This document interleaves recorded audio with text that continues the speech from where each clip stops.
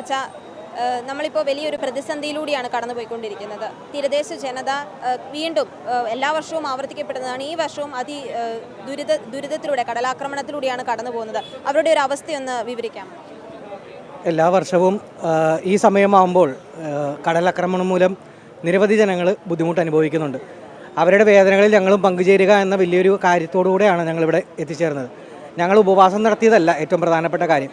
ഈ ജനതകൾക്ക് ആവശ്യമായിട്ടുള്ള കാര്യങ്ങൾ ചെയ്തു കൊടുക്കാൻ ഗവൺമെൻറ് അധികാരികൾ ഇതിന് തയ്യാറാകണമെന്നുള്ളൊരു കാര്യമാണ് ഞങ്ങൾക്ക് പറയാനുള്ളത്, അഭ്യർത്ഥിക്കാനുള്ളത്.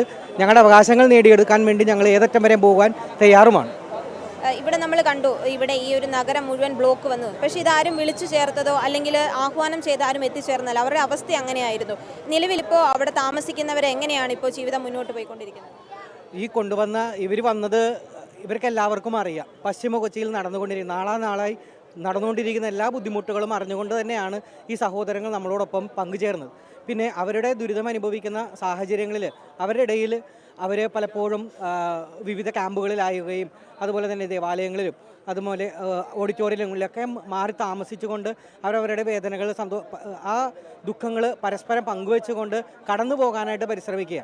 ഈ അവസരത്തിൽ അവർക്ക് നമുക്ക് ചെയ്തു കൊടുക്കാൻ പറ്റുന്നത് അവരുടെ അവകാശങ്ങൾ നേടിയെടുക്കാൻ വേണ്ടി നമ്മൾ സഹകരിക്കുക. സർക്കാരിൻ്റെ ഭാഗത്തു നിന്നും ഇനിയുള്ള പ്രതികരണം എങ്ങനെയായിരിക്കും? അല്ലെങ്കിൽ സമരത്തിൻ്റെ ഭാഗമായിട്ട് സർക്കാരിനോട് എന്താണ് പറയാനുള്ളത്? ഇത്രയും നാളും ഞങ്ങളെ അവഗണിച്ചു, അതിനി ഉണ്ടാകരുത് എന്നുള്ളതിന് ശക്തിയുക്തമായിട്ടുള്ള തെളിവാണ് ഇന്നിവിടെ കൂടിയ ഈ ജനക്കൂട്ടം. അപ്പോൾ അതുകൊണ്ട് തന്നെ അവർ ഞങ്ങൾക്ക് ആവശ്യമായിട്ടുള്ള ഞങ്ങളുടെ അവകാശം, ഞങ്ങൾക്ക് ജീവിക്കാനുള്ള അവകാശം ഞങ്ങൾക്ക് നൽകണമെന്നാണ് ഈ അവസരത്തിൽ എനിക്ക് പറയാനുള്ളത്. സമരമായിട്ട് മുന്നോട്ട് പോവുകയാണോ?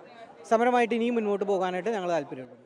രീതിയൊക്കെ മാറുകയാണോ? ഇനി വരും ദിവസങ്ങളിൽ എങ്ങനെയായിരിക്കും? ഇനി വരുന്ന 25-ാം തീയതി വാവാണ്. അപ്പോൾ കടലാക്രമണം വീണ്ടും വേലിയേറ്റത്തിന് സാധ്യതയുണ്ട്. അപ്പം വീണ്ടും അവരുടെ ജീവിതം ദുരിതത്തിലാവുകയാണ്. അപ്പോൾ ഒരു അടിയന്തര പ്രശ്നപരിഹാരം ഇവിടെ അത്യാവശ്യമല്ലേ? അടിയന്തര പ്രശ്ന നിർവഹണം ആവശ്യമാണ്. ഇതിൽ നിന്ന് നമ്മൾ സഹോദരങ്ങളെ ഹെൽപ്പ് ചെയ്യാനായിട്ട് നമ്മൾ തയ്യാറാണ്. പക്ഷേ പലപ്പോഴും അവകാശങ്ങൾ നേടിയെടുക്കേണ്ട കാര്യമാണ് നമ്മളിവിടെ എടുത്തു പറയാൻ ആഗ്രഹിച്ചത്.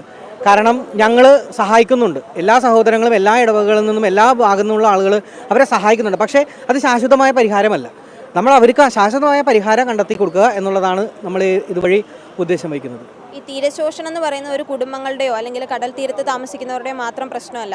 അത് ഒരു സംസ്ഥാനം ഏറ്റെടുത്ത് നടത്തേണ്ട അവരുടെ ഒരു ഉത്തരവാദിത്തത്തിൻ്റെ ഭാഗമാണ്. അപ്പോൾ അത്രത്തോളം ഒരു അവഗണനയല്ലേ ഈ സർക്കാർ നടത്തിക്കൊണ്ടിരിക്കുന്നത്? അല്ലെങ്കിൽ അവരുടെ ഭാഗത്തു നിന്നും ഒരു കൃത്യവിലോപമല്ലേ ഇവിടെ സംഭവിക്കുന്നത്? തീർച്ചയായും ഞാൻ പറയാൻ ആഗ്രഹിച്ച കാര്യങ്ങളൊന്ന് ഇത് തന്നെയാണ്. കാരണം നമ്മൾ ഇപ്പോൾ പറയുന്നത് ഈ കണ്ണമാലി ദേശം എന്ന് പറയുന്നത് അതിനു മുൻപേ വലിയൊരു ബീച്ച് അവിടെ ഉണ്ടായിരുന്നു, അല്ലെങ്കിൽ അതിന് തീരദേശം അവിടെ ഉണ്ടായിരുന്നു. പക്ഷേ അതെല്ലാം എടുക്കപ്പെട്ടു പോയി. ഇനിയും അത് കുറഞ്ഞുകൊണ്ടിരിക്കുകയാണ്. അപ്പോൾ നമ്മളുടെ നേച്ചറിൽ തന്നെ വ്യത്യാസങ്ങൾ വരുന്നുണ്ട്. അപ്പോൾ നമ്മളതിന് തയ്യാറായി, നമ്മളതിന് മുൻകൈ എടുത്ത് അതിനെ സംരക്ഷിച്ചുകൊണ്ട് നമുക്ക് ഇനി നല്ല രീതിയിൽ നമ്മുടെ ജനത്തെ സംരക്ഷിക്കാനായിട്ട് സാധിക്കും. അപ്പോൾ അതിന് എല്ലാവരും സഹകരിക്കണമെന്നാണ് എനിക്ക് പറയാനുള്ളത്.